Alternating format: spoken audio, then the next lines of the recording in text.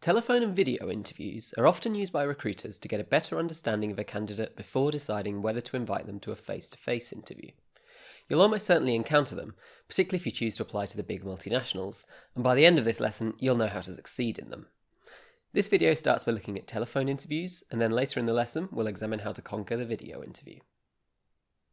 Enterprise Rent-A-Car are the UK's second largest graduate recruiter, surpassed only by Teach First, and also provide many year-long placements to students. They use telephone interviews as a second stage in their application process after an online application, so I caught up with Paul Hanrahan, Talent Acquisition Manager for their South Coast and Central region, to discuss the topic. Paul can often be seen at recruitment fairs here at the university. First off, I asked Paul why they use telephone interviews at Enterprise Rent-A-Car. We use telephone interviews for a number of reasons. One, to actually test communication as a skill, as a competency. A big part of our role is dealing with customers, dealing with clients, dealing with accounts, and a big part of the role is actually having those conversations on the telephone. And we like to look for people who are competent on the telephone, who are strong communicators, who are able to articulate their message well, and then ultimately be persuasive over the telephone as well. So from a competency standpoint, it's a very good way for assessing communication. The other side of it is we realise we are a large employer.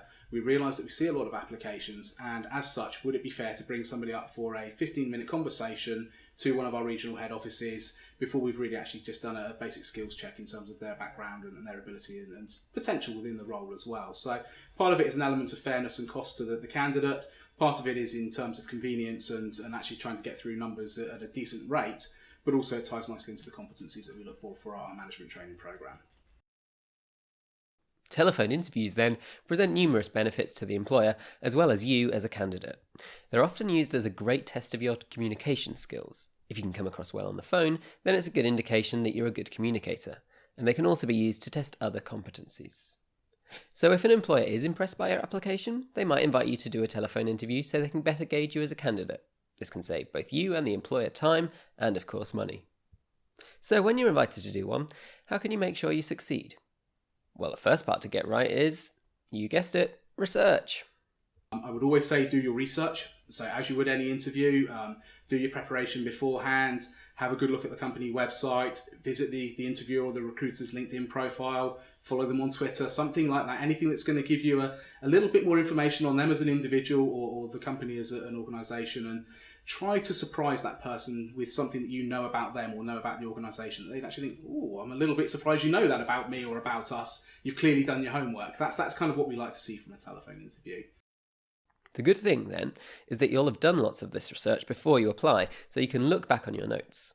It's worth checking the news again, though, to see what the company's been up to more recently ahead of your telephone interview. What next? Well, a lot comes down to your setup. I asked Paul to describe the perfect telephone interview setting. The perfect telephone interview setting would be anywhere they can guarantee a decent reception, a decent signal on their mobile, and lots of peace and quiet, where they're not going to get interrupted, where they're not going to have a distraction or anything along those lines. So it's kind of a case of going to your quiet place. Now that's going to be for different people, different places. So some people will have the ability to lock themselves away in their bedroom. Others will have to go and sit in the car to do it. Some might need to go to the bottom of the garden to get a decent signal and be away from other people. But ultimately, where you conduct the telephone interview as a candidate is up to you. The important thing is that you're going to have a lot of quiet and you're going to have a lot of decent reception on the phone, and that we can have a proper, meaningful conversation. There's nothing worse than when you're doing a telephone interview and you hear another phone ringing in the background, or you hear the doorbell go, or you hear a roommate come charging into the room not realising you're on the telephone, or things like that. Or even worse, when you ask a question and the candidate's making a great point and then all of a sudden the phone cuts dead because their signal's gone. So it's these sorts of things that you need to be mindful of. So it doesn't necessarily matter where you are, as long as you have peace and quiet. That's the important thing. Location, then, is key. You need to think carefully about where you'll be for your telephone interview. Talking whilst you walk to a lecture along a busy street is not going to impress an employer. But let's imagine that we're in our perfect setting, maybe at home with the bedroom door shut to quieten out noisy housemates engaging in a game of FIFA. The phone calls. How else can we ensure we succeed? I think the important thing really is to treat it like you would any other formal interview.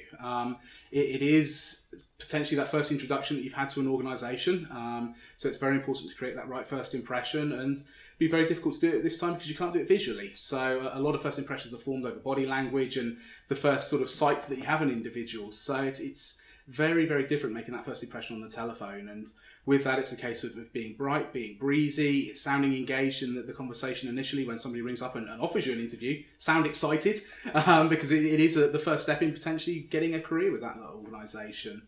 From there, try to speak professionally, speak courteously, be mindful of the language that you're using, so not too much slang, not too much jargon. Try not to be too chummy, pally with it. Just for myself personally, one of my pet hates on a telephone interview is when somebody calls me mate. And that is something that will instantly turn me off of someone and their communication style just on the telephone interview alone.